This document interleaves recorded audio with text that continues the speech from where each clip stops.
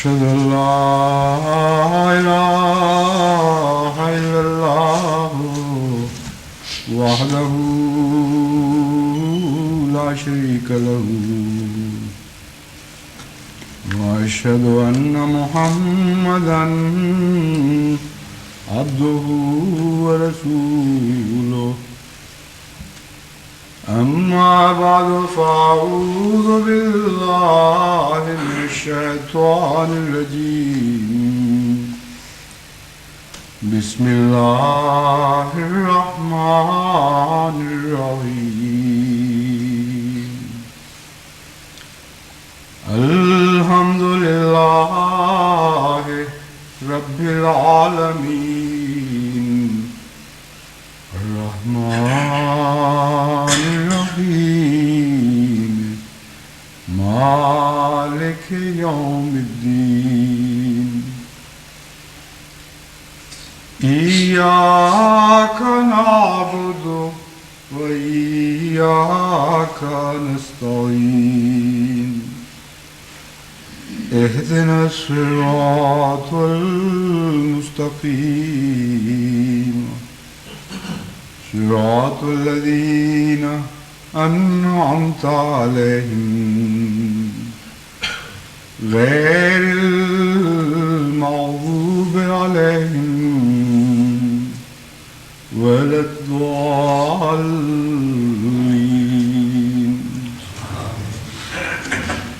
والذين هم لأماناتهم وعهدهم راعون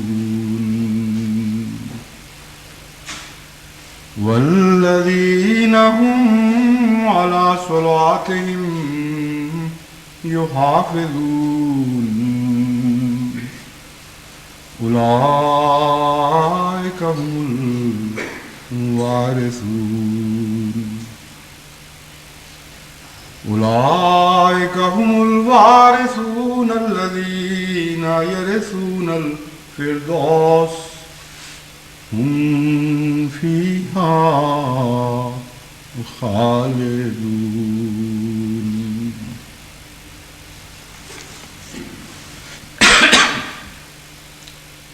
سورہ مومنون سے 9, 10 اور 11 اور 12 آیات کی میں نے تلاوت کی ہے. اس سورہ یعنی المومنون میں مومنوں کی بعض علامتیں بیان فرمائی گئی ہیں، جن میں سے کچھ کا تعلق نماز سے ہے، اور نماز سے جن آیات کا تعلق ہے اس میں ان آیات میں وہ امور بھی بیان فرمائے ہیں جو نماز سے متعلق ہیں، اور براہ راست نمازیں ان امور سے پہچانی جاتی ہیں. فرمایا والذین هم لأماناتهم وعہدہم راعون، یہ مومن وہ لوگ ہیں جو اپنی امانتوں اور اپنے عہدوں پر نگران رہتے ہیں. والذین هم علی صلاتہم یحافظون، اور یہ وہ لوگ ہیں جو اپنی نمازوں کی حفاظت کرتے ہیں. اولئک هم الوارثون، یہی لوگ ہیں جو وارث ٹھہریں گے یا وارث ہیں. الذین یرثون الفردوس، جو فردوس کو ورثے میں پائیں گے. ہم فیہا خالدون، اور ہمیشہ وہ ان میں رہیں گے. نماز کی جو علامتیں یہاں بیان فرمائی گئی ہیں، جیسا کہ میں نے پہلے خود میں ذکر کیا تھا، کچھ علامتیں نماز کی باہر سے تعلق رکھتی ہیں یعنی معاشرے سے، اور کچھ علامتیں انسان کے اندر اپنی ذات کے اندر ڈوب کر معلوم کی جاتی ہیں. گزشتہ خطبے میں نے بعض ایسی علامات کا ذکر کیا تھا جو معاشرے کے آئینے میں دیکھی جا سکتی ہیں، اور پہلی آیت میں انہی کا ذکر فرمایا گیا ہے والذین هم لأماناتهم وعہدہم راعون. کچھ دوسری علامتیں ہیں جن کا انسان کے نفس سے، اس کے قلب سے، اس کے اندر پیدا ہونے والے باریک در باریک روحانی تغیرات سے ہے، اور ان کا ذکر فرماتے ہوئے علی صلاتہم یحافظون فرمایا گیا۔ دیکھنا یہ ہے کہ یہاں حفاظت کا کیا مضمون ہے۔ بعض اوقات تو حفاظت صرف فرض کے طور پر کی جاتی ہے، جیسے چوکیدار کسی گھر کی یا کسی بینک کی حفاظت کرتا ہے، اور بعض اوقات حفاظت محبت کے نتیجے میں پیدا کی ہوتی ہے، یعنی محبت حفاظت کا خیال پیدا کرتی ہے، اور وہ حفاظت اس فریضہ حفاظت سے مختلف نوعیت کی حفاظت ہوتی ہے۔ انسان جب کسی سے محبت کرتا ہے تو جتنی اس کی محبت بڑھتی چلی جائے اتنا ہی حفاظت کا معیار بلند تر ہوتا چلا جاتا ہے، لیکن یہ خاصہ صرف انسان کے ساتھ ہی نہیں، جانوروں میں بھی یہ جذبہ بڑی شدت کے ساتھ نمایاں دکھائی دیتا ہے۔ ایک مرغی جو اپنے چھوٹے چھوٹے چوزوں سے پیار کرتی ہے، بظاہر اس مرغی میں حفاظت کرنے کی اہلیت نہیں ہوتی،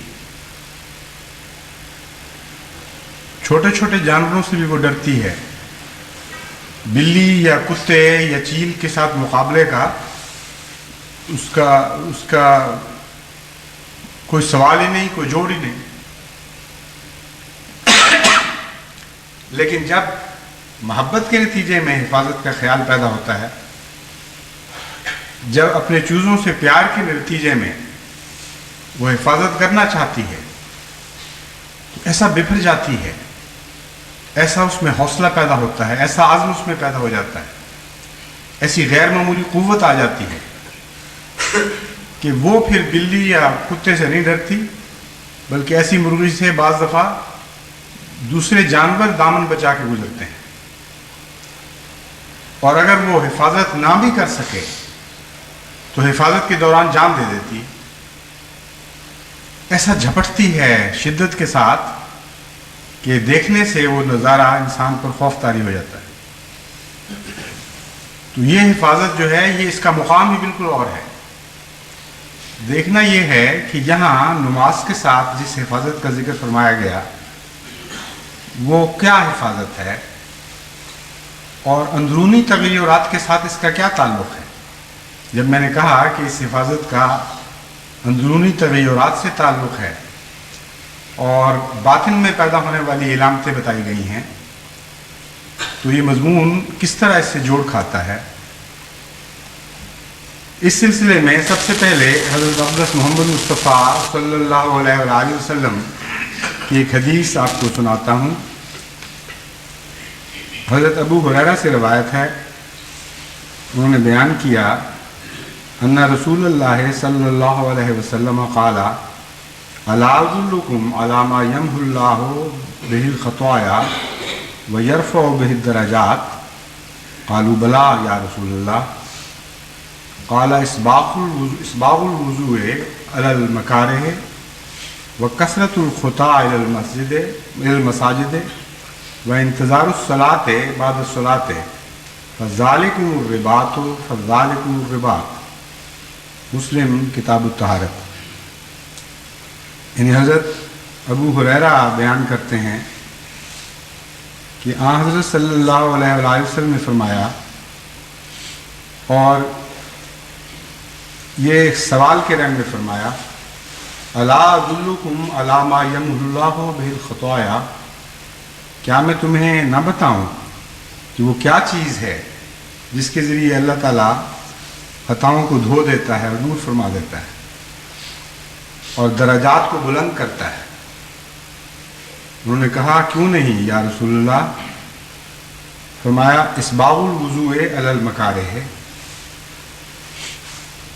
کہ مکارہ کے باوجود وضو کو اختیار کرنا اور وضو کے ذریعے اپنے جسم کو نماز کے لیے پاک کرنا۔ یعنی عام حالت میں نماز کے لیے وضو کیا ہی جاتا ہے، لیکن یہ کہ نماز کے لیے وضو کی تیاری ہو اور وضو کے راستے میں روکے ہوں. سخت سردی کا موسم ہے اور انسان ویسے ہی ٹھنڈے پانی سے ڈرتا ہے، مگر یہاں تو خیر سہولتیں ہیں. ایسی جگہوں میں جہاں موسم زیادہ سرد ہو اور پانی گرم کرنے کی سہولت کوئی نہ ہو، وہاں بعض اوقات سخت سردی میں وضو سے سخت کراہت آتی ہے. اور اسی طرح وہ عورتیں جو سنگھار بناؤ کی عادی ہوتی ہیں، ان کے لیے وضو کرنا ایک بڑی مصیبت ہوتی ہے. تیار ہو کے پارٹی پہ جا رہی ہیں اور نماز کا وقت آ جاتا ہے، یا پارٹی میں جا کر نماز کا وقت آ جاتا ہے، کتنی دفعہ وہ منہ دھوئیں اور پھر دوبارہ سنگھار کریں. تو کئی قسم کے عوارض بھی ایسے ہوتے ہیں جن سے وضو میں تکلیف محسوس ہوتی ہے. تو فرمایا اسباغ الوضو ہے. اسباغ کہتے ہیں بہت اچھی طرح وضو کا کرنا. صرف یہی نہیں کہ وضو کرنا، بلکہ خوب پیار اور محبت سے وضو کرنا، باوجود اس کے کہ کثرت کے ساتھ تبھی روکے موجود ہیں. اس کا نام ہے سچا اور حقیقی وضو، اور اس کے نتیجے میں گناہ دھلتے ہیں اور دور ہوتے ہیں. اور پھر فرمایا مسجد میں کثرت سے آنا جانا، کثرت الخطا الی المساجد. یہ عجیب بات ہے کہ یہاں یہ نہیں فرمایا کہ اس کے بعد نماز پڑھنا، بلکہ مضمون اور بیان ہو رہا ہے. بالکل یہاں محبت اور تعلق کا مضمون بیان ہو رہا ہے. اس لیے نماز کا ذکر نہیں، بلکہ کیسے نماز کے ساتھ تعلق ہو ایسے لوگوں کو، وہ بیان فرمایا جا رہا ہے. فرمایا وکثرت الخطا الی المساجد، کہ قدم کے کثرت سے نشان ملیں. کوئی نمازی ایسا پیار کرتا ہو نماز سے اور باجماعت نماز سے کہ اس کا دن آنے جانے میں وہ صرف ہو رہا ہے. بعض لوگوں نے اس کا ترجمہ کیا ہے دور سے مسجد آنا، کیونکہ اس سے قدم زیادہ بڑھ جاتے ہیں. حالانکہ وہ اس مضمون کو نہیں سمجھ سکے. دور سے مسجد آنے کا تو مطلب یہ ہے کہ صرف ان لوگوں کا ذکر کیا جا رہا ہے جن کے گھر مساجد سے بہت دور ہیں، اور یہ ایک حادثاتی اتفاقی بات ہے. اس میں ہر نمازی کیسے شامل ہو سکتا ہے. کثرت الخطا کا مطلب ہے کہ اس کثرت سے آنا جانا ہو کہ گویا قدموں کے نشان پڑ گئے ہوں مسجد اور اس کے گھر کے درمیان. نزدیک ہو گھر یا دور گھر ہو، آنے جانے کی کثرت کا اظہار ہے. اس سے زیادہ اس میں اور کوئی معنی نہیں. پھر فرمایا وانتظار الصلاۃ بعد الصلاۃ، اور ایک نماز کے بعد دوسری نماز کا انتظار شروع ہو جائے. یعنی اس کثرت سے آنا جانا بھی ہو، لیکن اکتانے والا نہ ہو، بلکہ محبت کے نتیجے میں ہو، فرض کے نتیجے میں نہ ہو، عشق کے نتیجے میں. کیونکہ اگر فرض کے نتیجے میں یہ آنا جانا کثرت سے ہو تو جتنا زیادہ آنا جانا ہوگا اتنا ہی طبیعت اکتاتی چلی جائے گی، اتنا ہی بوجھ محسوس کرے گی. اگر عشق کے نتیجے میں آنا جانا ہو تو پھر جتنا آنا جانا ہو اتنا ہی پیار بڑھتا چلا جاتا ہے، اتنا ہی شوق بڑھتا چلا جاتا ہے.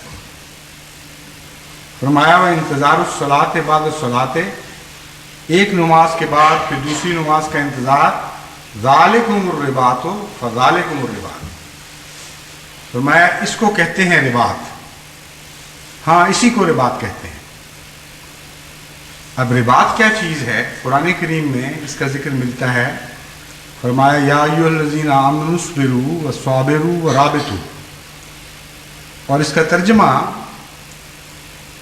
جہاں جہاں بھی آپ قرآن کریم کا ترجمہ پائیں گے ہمیشہ یہی ملے گا کہ سرحدوں پر گھوڑے باندھنا اور سرحدوں کی حفاظت کرنا، اور عموماً یہی معنی لیے جاتے ہیں.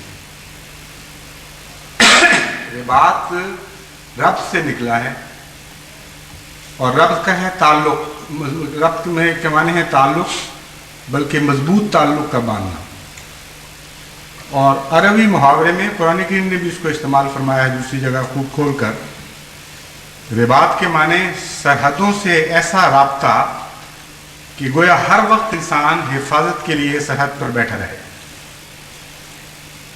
تو ایسی چوکیاں جو سرحد پر قائم کی جاتی ہیں اور وہ نظام جو سرحد کی حفاظت کے لیے مقرر کیا جاتا ہے اسے رباط کہتے ہیں.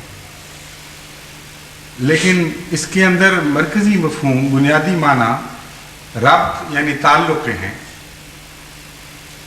اب عام انسان وہم و گمان بھی نہیں کر سکتا کہ اس مضمون کا نماز سے کوئی تعلق ہے. حضرت اقدس محمد مصطفیٰ صلی اللہ علیہ وآلہ وسلم کا عرفان ہے جو اس نقطے کو پہنچ گیا ہے، اور پھر اس کے بھی بڑے وسیع معانی کھول دیے ہیں. آپ نے ایک عظیم مضمون روشن کر دیا ہے. اس سے فرمایا اصل ربط، اصل رباط نماز کے ساتھ محبت ہے، اور اس محبت کے نتیجے میں نماز کی حفاظت ہے. عشق کے نتیجے میں، یعنی ربط کے نتیجے میں جو حفاظت ہوگی وہ حفاظت ہے جو حقیقی حفاظت ہے. اور دوسری آیت میں جو میں نے پڑھ کے سنائی تھی، حافظو یا یحافظون، دونوں قرآن کریم میں ملتے ہیں محاورے. ایک جگہ حکم ہے حافظو، نماز کی حفاظت کرو. دوسری جگہ فرمایا مومن بندے یحافظون علی الصلاۃ، نماز کی حفاظت کرتے ہیں. تو وہاں جو حفاظت کا مضمون ہے اس کو بھی کھول دیا حضور صلی اللہ علیہ وسلم نے. وہ حفاظت ایسی نہیں جیسے چوکیدار کسی مکان کی حفاظت کرتا ہے، بلکہ یہ وہ حفاظت ہے جو تعلق کے نتیجے میں پیدا ہوتی ہے. اور جو مضمون بتایا ہے اس حفاظت کا، وہ سارا محبت اور پیار کا مضمون ہے. وضو کرنا جبکہ تکلیف ہو، وضو ایسے حالت میں کرنا جبکہ ابتلا آ جائے وضو کرنے سے، کئی قسم کی مشکلات ہوں، اور پھر اس وقت بھی سنوار کر وضو کرنا، خوب اچھی طرح سجا بنا کے وضو کرنا. پھر آنا جانا اس کثرت سے کہ قدموں کے نشان پڑ جائیں مسجد اور گھروں کے درمیان، اور اس کے باوجود پھر اگلی نماز کا انتظار میں بیٹھے رہنا کہ کب پھر خدا کی طرف سے آواز بلند ہو اور پھر میں مسجد چلا جاؤں. یہ تو عاشقی کا مضمون ہے. محبت کا بھی جو اعلیٰ مقام ہوتا ہے جسے عشق میں دیوانگی کہا جاتا ہے، یہ تو وہ مضمون بیان ہو رہا ہے. اور آخر پر فرمایا رباط یہی ہے، رباط یہی ہے. اے سمجھنے والوں سمجھو کہ اصل حفاظت جس کی طرف قرآن کریم تمہیں بلا رہا ہے اپنی اقدار کی حفاظت ہے، اور سب سے اعلیٰ قدر جو تمہیں عطا ہوئی ہے وہ نماز ہے. اس کی حفاظت کرو، لیکن عشق کے جذبے سے حفاظت کرو، فرض سمجھتے ہوئے اس کی حفاظت نہ کرو. حضرت مسیح موعود علیہ السلام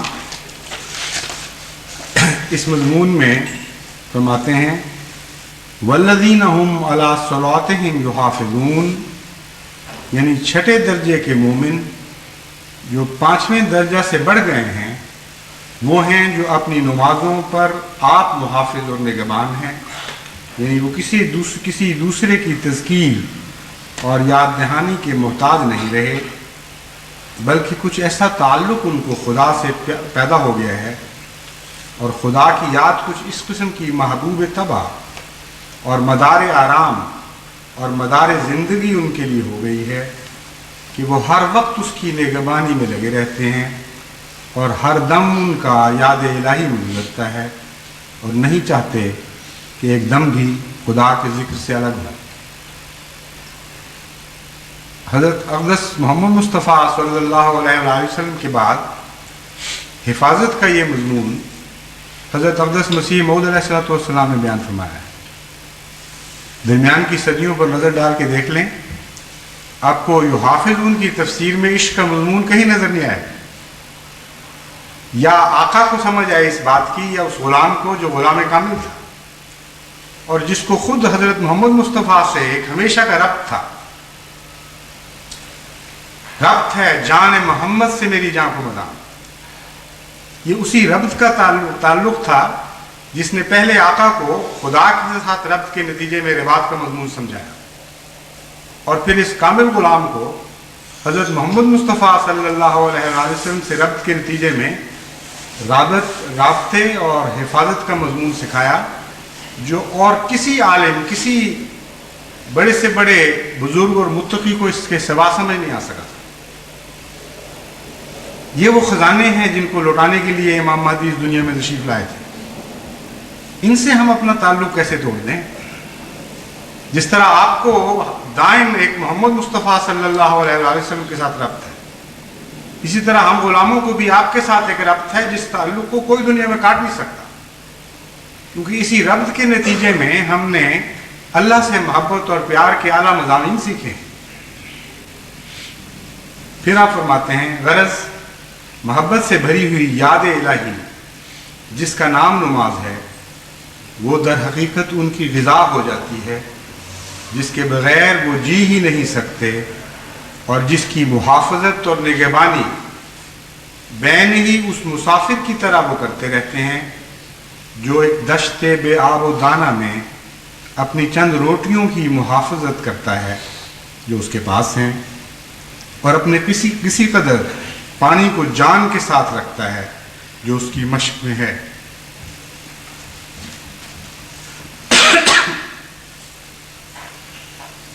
یہ جو نماز ہے یہ تو ایک بہت ہی اعلیٰ درجے کا مقام ہے، اور اس نماز کی راہ میں، اس نماز تک پہنچنے کے لیے بہت سی مشکلات ہیں، بہت سی روکیں ہیں، اور ایک مبتدی کے لیے جگہ جگہ ٹھوکر کے سامان بھی ہیں، لیکن پہنچنا ہمیں اس نماز تک ہی ہے۔ ٹھوکریں ہوں تب بھی اس نماز تک ہمیں پہنچنا ہے، کیونکہ یہی مقصود ہے زندگی کا، اور اس کے بغیر ہم اپنے اعلیٰ مقصد زندگی کو پا نہیں سکتے۔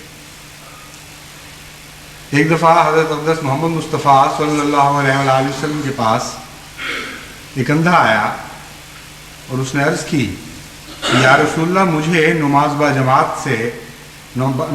جماعت ادا کرنے سے رخصت عطا فرما دیں، کیونکہ رات کے وقت اور خصوصاً صبح کے وقت میرے لیے مشکل ہوتی ہے، اور خاص طور پر اس لیے بھی کہ میں اندھا ہوں، اور مدینے کی وہ سڑک جو میرے گھر سے مسجد تک جاتی ہے اس میں جگہ جگہ ٹھوکریں لگی ہوئی ہیں، مجھے ٹھوکریں کھانی پڑتی ہیں۔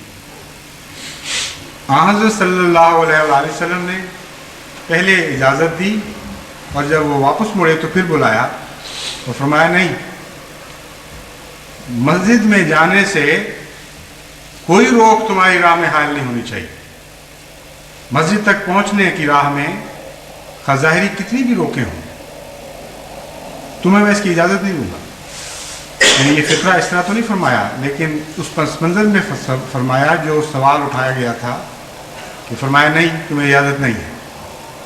وہ یہ بیان کیا جا رہا ہے کہ مسجد اور انسان کا تعلق ایسا ہے کہ راہ کی روکیں اس کی نمازوں کو اس سے الگ نہیں کر سکتی، اس کی راہ میں حائل نہیں ہو سکتی۔ تو یہ وہ نماز ہے جو اعلیٰ نماز، اس کی راہ میں اور اکثر مومنوں کی راہ میں بہت سی روکیں ہیں، لیکن ان روکوں کے نتیجے میں بھی بہرحال آپ کو وہاں تک پہنچنا ہوگا، کیونکہ یہ مقصد زندگی ہے۔ کیسے وہاں پہنچیں اور کس طرح اس حقیقت کو پہچانیں اور اس حقیقت سے پیار کریں اور اس کو حاصل کرنے کی کوشش کریں جو حقیقت نماز ہے، یہ مسئلہ بھی ایک عارف باللہ ہی ہے جو ہمیں سمجھا سکتا ہے۔ چنانچہ حضرت مسیح موعود علیہ الصلوۃ والسلام نے اس مضمون پر بارہا قلم اٹھایا ہے، اور ملفوظات میں بھی بکثرت نماز کی محبت پیدا کرنے، نماز سے پیار کرنے، نماز کے مقام اور مرتبے کو بڑھانے اور نماز کے ذریعے اعلیٰ مدارج تک پہنچنے کے متعلق حضرت مسیح موعود علیہ الصلوۃ والسلام کے بکثرت ارشادات ملتے ہیں۔ اور یہ مضمون بھی ایسا ہے جس میں آپ منفرد ہیں۔ تمام 13 صدیوں کے بزرگوں کے ارشادات کو آپ اکٹھا کر لیں جو نماز کے اعلیٰ مطالب اور لطائف پر مشتمل ہوں، تو آپ کو حضرت مسیح موعود علیہ الصلوۃ والسلام کے ارشادات ان پر بھاری نظر آئیں گے۔ فرماتے ہیں نماز کی ظاہری صورت پر اکتفا کرنا نادانی ہے، اکثر لوگ رسمی نماز ادا کرتے ہیں اور بہت جلدی کرتے ہیں، جیسے ایک ناواجب ٹیکس لگا ہوا ہے، جلدی گلے سے اتر جاوے۔ بعض لوگ نماز تو جلدی پڑھ لیتے ہیں لیکن اس کے بعد دعا اس قدر لمبی مانگتے ہیں کہ نماز کے وقت سے دگنا تگنا وقت لے لیتے ہیں، حالانکہ نماز تو خود دعا ہے۔ جس کو یہ نصیب نہیں ہے کہ نماز میں دعا کرے، اس کی نماز ہی نہیں۔ فرمایا یاد رکھو اس نے ایمان کا حظ نہیں اٹھایا جس نے نماز میں لذت نہیں پائی۔ نماز صرف ٹکروں کا نام نہیں ہے۔ بعض لوگ نماز کو تو 2-4 چونچیں لگا کر جیسے مرغی ٹھونگے مارتی ہے ختم کرتے ہیں اور پھر لمبی چوڑی دعا شروع کر دیتے ہیں۔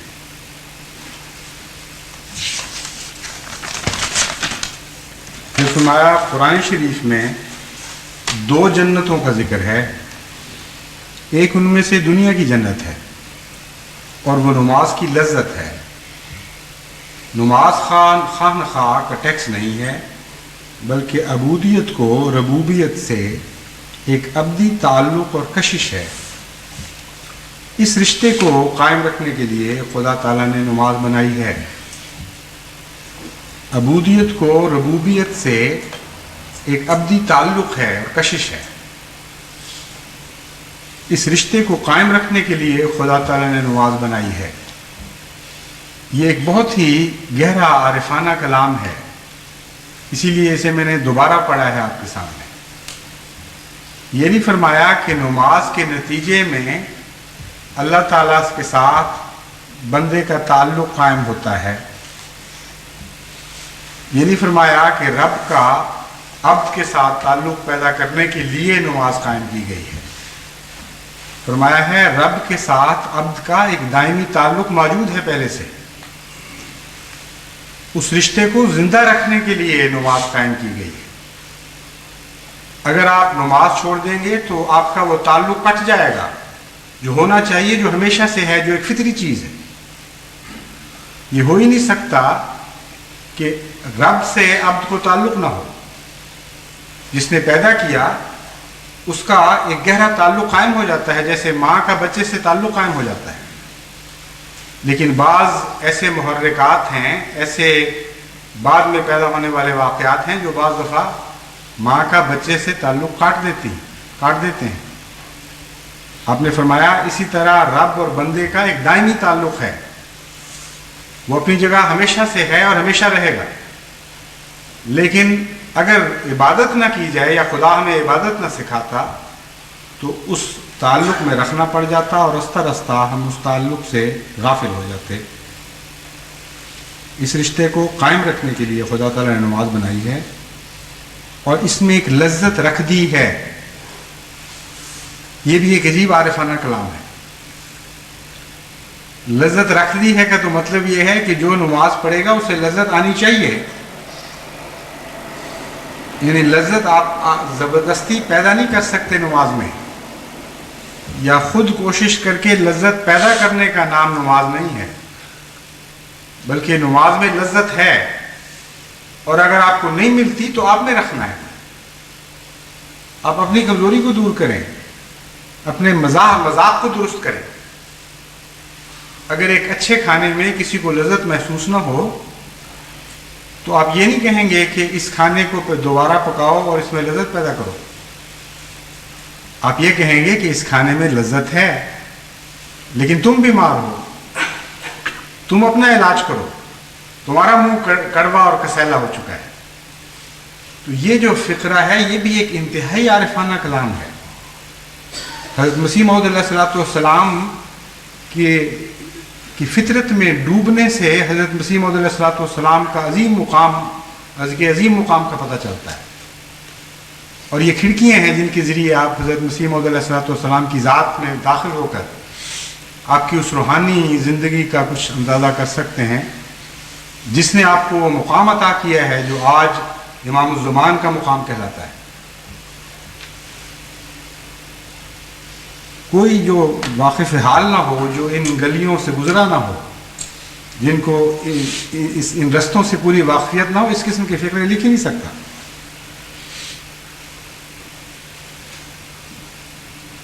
فرماتے ہیں ایک لذت رکھ دی ہے جس سے یہ تعلق قائم رہتا ہے. جیسے لڑکے اور لڑکی کی جب شادی ہوتی ہے اگر ان کے ملاپ میں ایک لذت نہ ہو تو فساد ہوتا ہے، ایسے ہی اگر نماز میں لذت نہ ہو تو وہ رشتہ ٹوٹ جاتا ہے. دروازہ بند کر کے دعا کرنی چاہیے کہ وہ رشتہ قائم رہے. عجیب کلام ہے فصاحت و بلاغت کا. جس تعلق کی مثال دی ہے اس کے بعد پھر عبادت میں لذت ڈھونڈنے کے لیے کیسا پیارا کلام ہے. دروازہ بند کر کے دعا کرنی چاہیے کہ وہ رشتہ قائم رہے اور لذت پیدا ہو. جو تعلق عبودیت کا ربوبیت سے ہے وہ بہت گہرا اور انوار سے پر ہے، جس کی تفصیل نہیں ہو سکتی. جب وہ نہیں ہے تب تک انسان بہائم ہے. اگر 2-4 دفعہ بھی لذت محسوس ہو جائے تو اس چاشنی کا حصہ مل گیا، لیکن جسے 2-4 دفعہ بھی نہ ملا وہ اندھا ہے. من کان فی ہذہ اعمی فہو فی الآخرۃ اعمی. حیرت ہے حضرت مسیح موعود علیہ السلام جب فرماتے ہیں کہ میرے کلام کو جو 3 دفعہ نہیں پڑھتا اس میں تکبر پایا جاتا ہے، تو اس کا یہ اصل مفہوم ہے کہ یہ نہ سمجھو کہ تم ایک دفعہ سرسری نظر سے میرے کلام سے گزر جاؤ گے تم اس کے مطالب کو پالو گے. تمہیں جد و جہد کرنی پڑے گی، محنت کرنی پڑے گی اور بار بار پڑھنا پڑے گا غور کے ساتھ، تب تم اس کی کنہ کو پاؤ گے، ورنہ کلام کے بہت سے معارف تمہاری نظر سے اوجھل رہ جائیں گے. یہاں ایک عجیب طرز بیان ہے جس نے کمزوروں کے لیے بھی ایک نجات کی راہ دکھا دی ہے.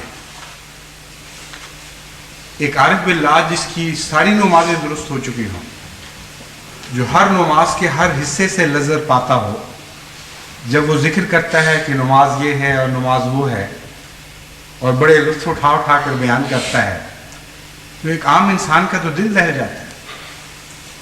وہ سمجھتا ہے کہ میں تو مارا گیا، میرے پاس تو کچھ بھی نہیں.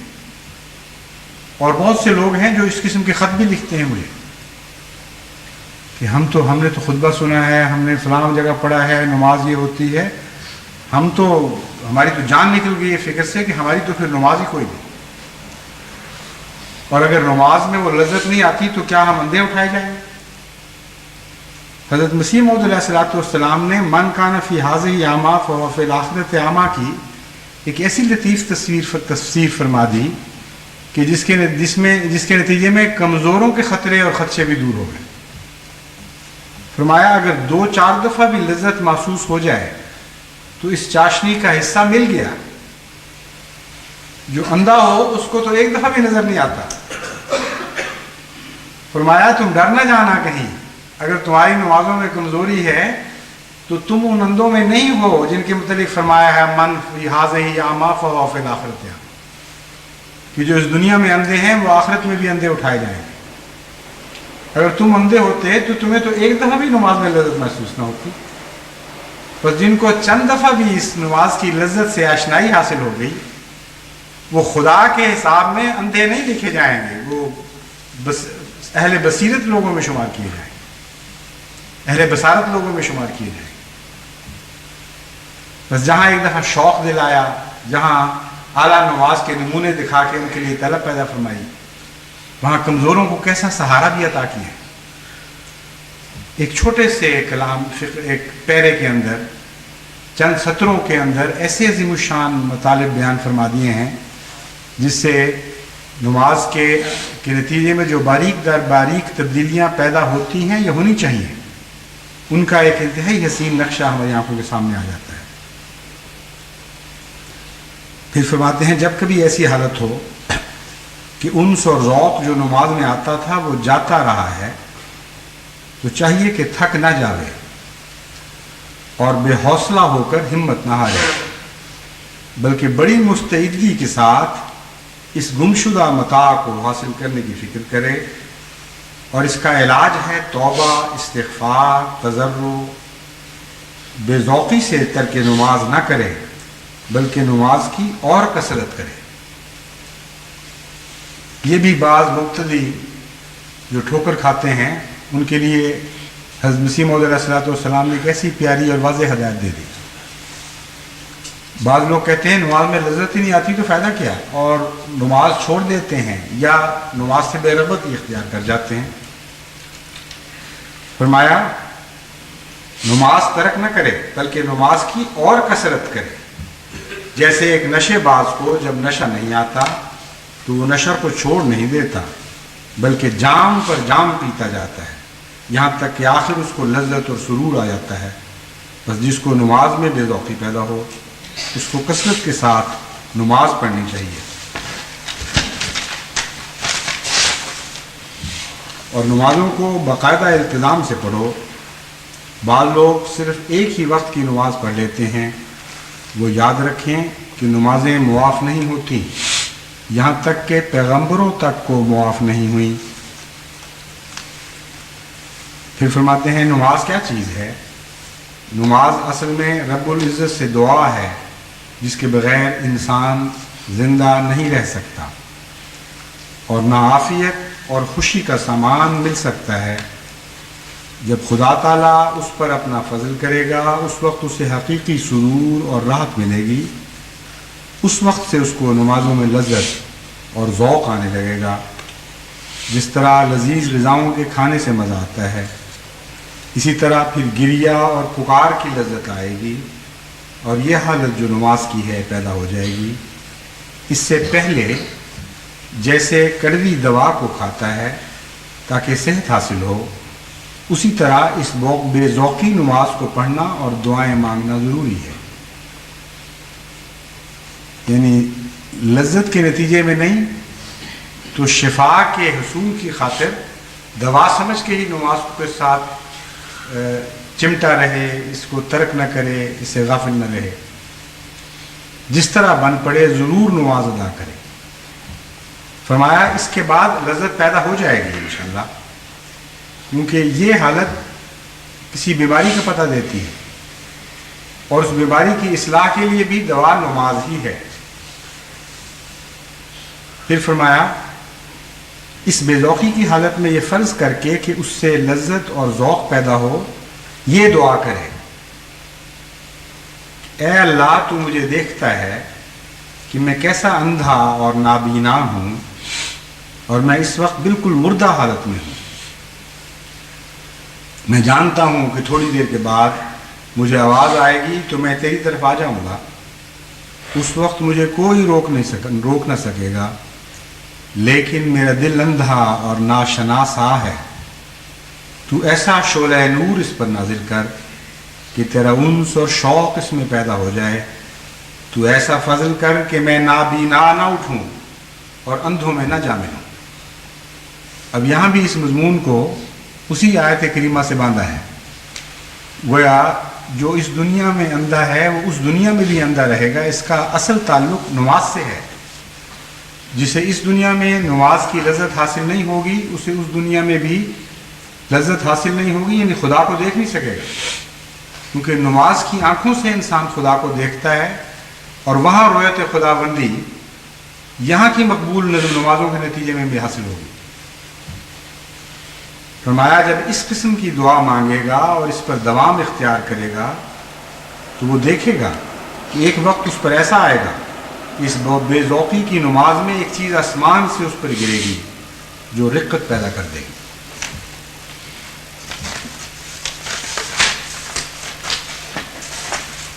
آخر پر ایک اقتباس حضرت مسیح موعود علیہ الصلوۃ والسلام کا خلق آخر سے متعلق پڑھ کے سناتا ہوں، جسے پتہ چلتا ہے کہ قرآن کریم میں جو خلق آخر کے متعلق فرمایا ثم انشأناہ خلقا آخر و تبارک اللہ احسن الخالقین، اس کا بھی حقیقی تعلق نماز ہی سے ہے، اور نماز ہی کے نتیجے میں خلق آخر عطا ہوتی ہے.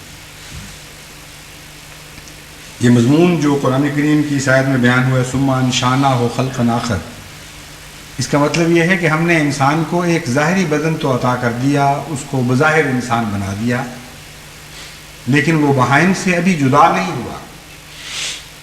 اور جب تک خدا تعالیٰ اسے اپنے فضل کے ساتھ ایک نئی زندگی نہ بخشے، اسے بہائم سے جدا نہیں کیا جا سکتا۔ وہ انسان کہلانے کا مستحق تب ہوگا جب آسمان کی طرف سے اس کی روح پر ایک شعلہ نور نازل ہوگا اور اسے ایک نئی زندگی عطا ہوگی۔ فرمایا فتبارک اللہ احسن الخالقین، اصل حسن خدا کی تخلیق کا یہ حسن ہے، یعنی جانوروں سے انسان بنا دیا، انسانوں سے محمد مصطفیٰ صلی اللہ علیہ وآلہ وسلم پیدا کر دیے۔ تبارک اللہ احسن الخالقین، اتنا حسین نظارہ ہے، ایسا عظیم الشان انقلاب ہے، بے ساختہ مومن کے دل سے آواز اٹھتی ہے تبارک اللہ احسن الخالقین۔ بہت ہی بابرکت ہے وہ ذات، وہ خدا جو اتنی حسین تخلیق کرنے والا ہے۔ حضرت مسیح موعود علیہ الصلوۃ والسلام فرماتے ہیں اور مومن اپنے اندر محسوس کر لیتا ہے کہ ایک نئی روح اس کے اندر داخل ہو گئی ہے جو پہلے نہیں تھی۔ اس روح کے ملنے سے ایک عجیب سکینت اور اطمینان مومن کو حاصل ہو جاتی ہے، اور محبت ذاتیہ ایک فوارے کی طرح جوش مارتی اور عبودیت کے پودا کی آبپاشی کرتی ہے، اور وہ آگ جو پہلے ایک معمولی گرمی کی حد تک تھی، اس درجے پر وہ تمام کمال افروختہ ہو جاتی ہے اور انسانی وجود کے تمام خس و خاشاک کو جلا کر الوہیت کا قبضہ اس پر کر دیتی ہے، اور وہ آگ تمام اعضاء پر احاطہ کر لیتی ہے۔ تب اس لوہے کی مانند جو نہایت درجہ آگ میں تپایا جائے یہاں تک کہ سرخ ہو جائے اور آگ کے رنگ پر ہو جائے، اس مومن سے الوہیت کے آثار اور افعال ظاہر ہوتے ہیں، جیسا کہ لوہا بھی اس درجے پر آگ کے آثار اور افعال ظاہر کرتا ہے۔ مگر یہ نہیں کہ وہ مومن خدا ہو گیا ہے، بلکہ محبت الہیہ کا کچھ ایسا ہی خاصہ ہے جو اپنے رنگ میں ظاہر وجود کو لے آتی ہے۔ محبت الہیہ کا کچھ ایسا ہی خاصہ ہے جو اپنے رنگ میں ظاہر وجود کو لے آتی ہے۔ یہ خلاصہ ہے اہل اللہ کا، یعنی منہ سے دعوے ہزار کیے جائیں یا انسان غلط فہم دعوے نہ بھی کرے اور غلط فہمی میں مبتلا ہو جائے کہ میں باخدا انسان بن گیا ہوں، اس کی پہچان کیا ہے؟ کس سے پتہ چلے کہ یہ غلط فہمی تھی؟ کس سے پتہ چلے کہ حقیقت میں انسان باخدا بن گیا ہے؟ یہ وہ کسوٹی ہے جس پر یہ باتیں پرکھی جا سکتی ہیں جو حضرت مسیح موعود علیہ الصلوۃ والسلام نے پیش فرمائی ہے۔ فرمایا یہ خاصہ ہے محبت الہی کا کہ وہ اپنے رنگ پر لے آتی ہے انسان کو، انسان کے ظاہر کو۔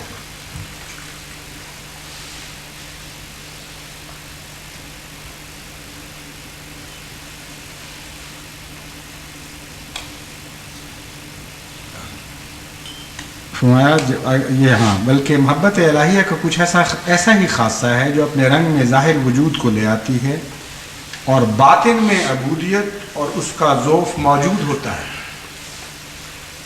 یہ دوسرا حصہ جو اس جملے کا ہے یہ بھی انتہائی گہرا اور عارفانہ کلام ہے۔ حضرت مسیح موعود علیہ الصلوۃ والسلام کی صداقت کو پہچاننے کے لیے آپ کے روحانی کلام میں سے بعض دفعہ ایک جملہ کافی ہو جاتا ہے۔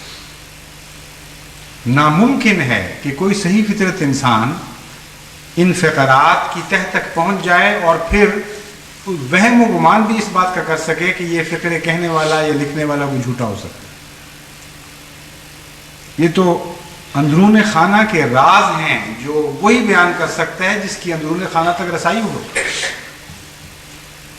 فرماتے ہیں کہ وہ جو بظاہر تمہیں الہی رنگ پکڑتے ہوئے دکھائی دیتے ہیں ان کے اندر پھر بھی عبودیت کی خامیاں موجود رہتی ہیں، بشریت سے بالا وہ پھر بھی نہیں ہو سکتے۔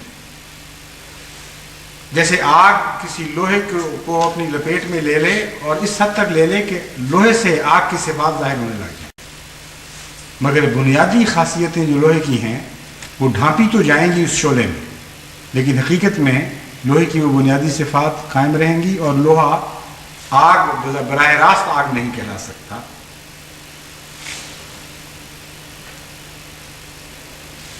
باطن میں عبودیت اور اس کا ذوف موجود ہوتا ہے،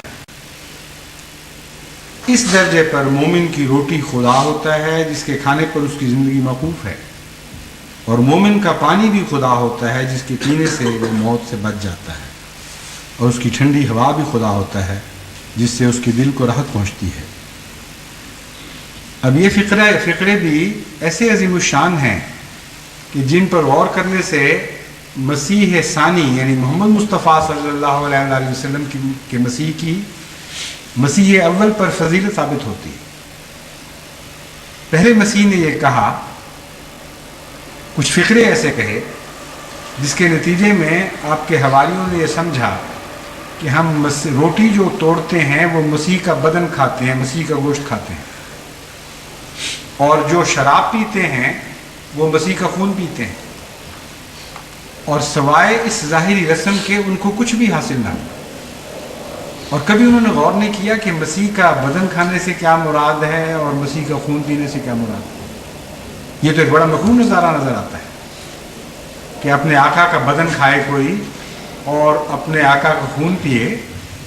ایسا طبیعت میں کراہت پیدا کرتا ہے یہ نظارہ کہ حیرت ہوتی ہے کہ کیا انہوں نے سمجھا، وہ فقرہ اصل کیا تھا جس کی یہ معنی لیے گئے، اور ساری قوم اب تک اصل حقیقت کو نہ پہچان سکی، نہ اس کے تصور میں کبھی آئی کہ اس کے معنی ہیں کیا۔ مسیح ثانی میں بھی جو محمد مصطفیٰ صلی اللہ علیہ وسلم کی امت کے مسیح ہیں، اسی قسم کے فقرے بولے ہیں، مگر اپنے متعلق نہیں، خدا تعالیٰ کے متعلق، اور یہ ثابت فرما دیا کہ پہلے مسیح کی مراد کیا تھی، ہم پر یہ کھول دیا۔ فرمایا اور مومن کا اس درجہ پر مومن کی روٹی خدا ہوتا ہے جس کے کھانے پر اس کی زندگی موقوف ہے، اور مومن کا پانی بھی خدا ہوتا ہے جس کے پینے سے وہ موت سے بچ جاتا ہے۔ یعنی خدا تعالیٰ مومن کی زندگی کا ذریعہ ہے، اس کی قوت کا ذریعہ ہے، اس کے بغیر وہ زندہ نہیں رہ سکتا۔ وہ اگر تم زندگی چاہتے ہو تو اس طرح کا تعلق خدا سے قائم کرو کہ وہ تمہارے بدن میں داخل ہو گیا، تمہاری رگ و پے میں شامل ہو گیا، تمہارے خون میں سرایت کر گیا اور تمہارے رگوں میں دوڑنے لگا۔ یہ مضمون تھا جو حضرت مسیح بیان فرمانا چاہتے تھے کہ اگر تم چاہتے ہو کہ پاکیزہ بنو تو مجھ سے ایسی محبت کرو کہ گویا میں تمہارے وجود میں شامل ہو گیا۔ لیکن وہ فقرہ کوئی اس قسم کا کہ اشارے اپنے اندر رکھتا تھا کہ جو نسبتاً کم ذہن لوگوں کی سمجھ سے بالا تھے، اور مجبوراً وہ لوگ ٹھوکر کھا گئے اور لا علمی کی سزا اب تک پا رہے ہیں۔ حضرت مسیح موعود علیہ الصلوۃ والسلام نے اس مضمون کو اپنی ذات کی بجائے خدا کی طرف منسوب کر کے اور خون کی جگہ پانی کا لفظ استعمال کر کے اس مضمون کو خوب کھول دیا، اور پھر ساتھ یہ بھی فرمایا اور اس کی ٹھنڈی ہوا بھی خدا ہی ہوتا ہے جس سے اس کے دل کو راحت پہنچتی ہے۔ اور اس مقام پر وہ استعارہ کے رنگ میں یہ کہنا بے جانا ہوگا کہ خدا اس مرتبہ کے مومن کے اندر داخل ہوتا ہے اور اس کے رگ و ریشہ میں سرایت کرتا اور اس کے دل کو اپنا تخت گاہ بنا لیتا ہے۔ تب وہ اپنی روح سے نہیں بلکہ خدا کی روح سے دیکھتا اور خدا کی روح سے سنتا اور خدا کی روح سے بولتا اور خدا کی روح سے چلتا ہے اور خدا کی روح سے دشمنوں پر حملہ کرتا ہے، کیونکہ وہ اس مرتبہ پر نیستی اور استہلاک کے مقام میں ہوتا ہے، اور خدا کی روح اس پر اپنی محبت ذاتیہ کے ساتھ تجلی فرما کر حیات ثانی اس کو بخشتی ہے۔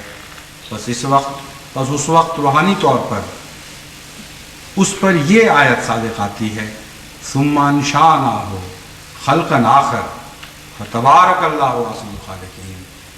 خدا کرے خدا تعالیٰ حضرت مسیح موعود علیہ السلام کی جماعت کو بھی، ہم میں سے ہر فرد کو، مردوں کو بھی، عورتوں کو بھی، بڑوں کو بھی اور بچوں کو بھی وہ خلق آخر عطا کرے کہ جس کے نتیجے میں ہم خدا کی روح سے سننا سیکھیں، خدا کی روح سے بولنا سیکھیں، خدا کی روح ہماری رگ و پے میں سرایت کر جائے، خدا کی روح سے اٹھیں اور خدا کی روح کے ساتھ سوئیں اور خدا کی روح کے ساتھ چلیں، تاکہ مجال نہ ہو غیر کی کہ ان پر حملہ کریں جن پر حملہ کرنا گویا خدا پر حملہ کرنا۔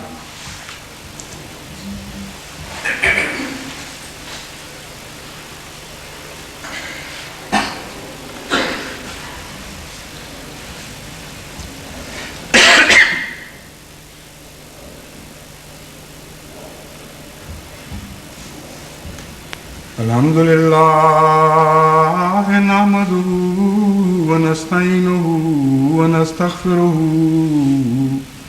ونؤمن به ونتوكل عليه ونعوذ بالله من شرور أنفسنا ومن سيئات أعمالنا من يهده الله فلا مضل له ومن يضلله فلا هادي له ونشهد أن لا إله إلا الله وحده لا شريك له ونشهد أن محمدا عبده ورسوله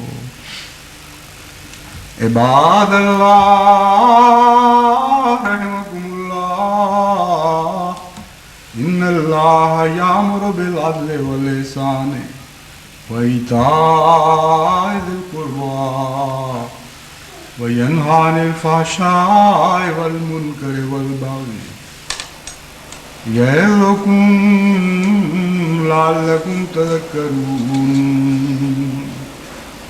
اذكروا الله يذكركم وادعوه يستجب لكم ولذكر الله أكبر